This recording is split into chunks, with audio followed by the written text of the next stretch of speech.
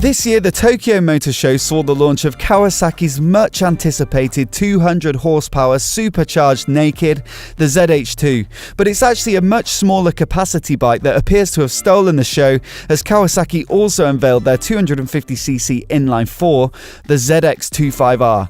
Despite being only a quarter of the capacity of the ZH2, the hype around this bike, from what I've seen on social media, equals it, if not exceeds it. So in today's video, we're going to take a look at why. The headline spec for the ZX25R is its 250cc inline 4 engine, which in and of itself will be a huge pull for many small capacity bike fans. Inline 4s aren't really a thing anymore in the smaller displacement market, with the majority of bikes using a single cylinder or parallel twin and built to a budget for new or younger riders. But a 250 inline 4 might actually appeal to older bikers who recall the sports bikes of the 1990s, which used the same engine configuration such as the Kawasaki ZXR250, the Honda CBR250RR, the Suzuki GSXR250, or Yamaha's FZR250. Bike racing was super popular in Japan at the time, but getting a license for a bigger capacity bike was difficult, hence the development and popularity of these 250cc sports bikes. But the format was also popular elsewhere in the world, which is why the ZX25R appears to have been greeted with a warm welcome across the internet. It's rumoured to be capable of approximately 60 horsepower, which is quite something for a bike of this displacement, so it's safe to assume that it'll be extremely high revving, just like the 250s of the 1990s. The Kawasaki ZXR250 redlined at a screaming 19,000 RPM, for example.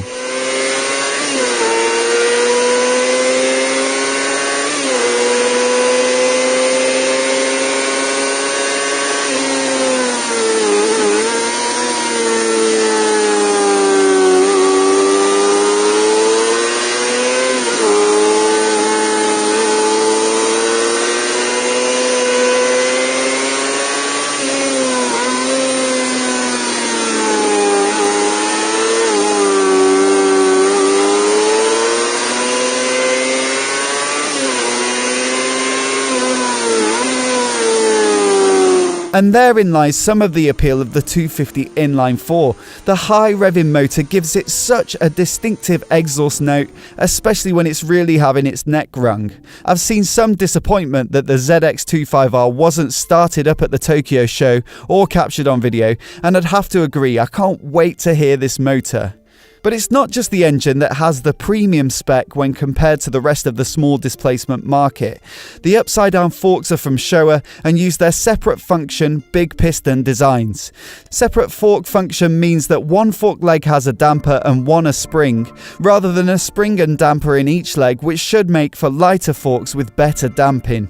The big piston design should also provide better damping response.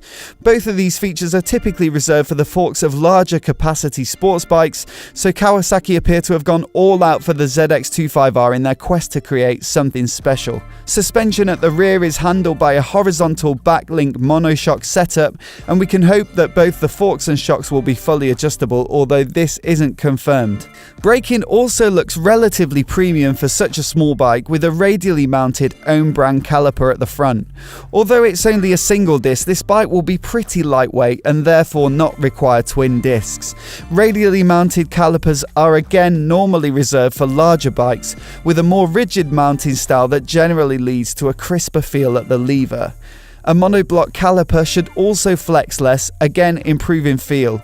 And at the rear, a single piston Nissin caliper should be more than sufficient. A quick shifter is also present on the ZX25R, again a much more sporting feature which allows the rider to change gear quickly without employing the clutch. Kawasaki's KQS or Kawasaki Quick Shifter is usually available on the upshift, with a downshift blipper on some premium models. I'd assume that this ZX25R will only have the upshift, but you never know, it really depends where they price it. The ZX25R also has some big bike electronics.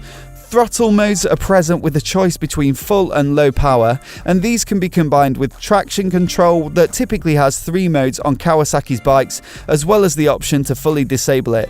So multiplied with the 2 throttle settings, the ZX25R ought to have 8 combinations to allow the rider to dial in their exact taste. ABS is also present as required on all new bikes, but there's no indication that it will be switchable. Aesthetically, the ZX25R has the looks of a much bigger bike than it actually is.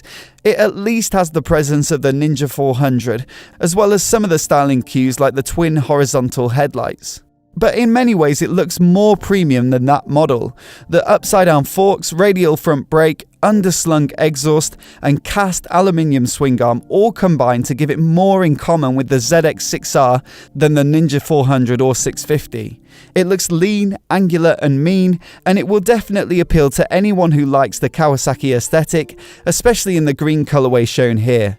From all the indications I've seen already, it appears as though this bike has been developed with Indonesia specifically in mind.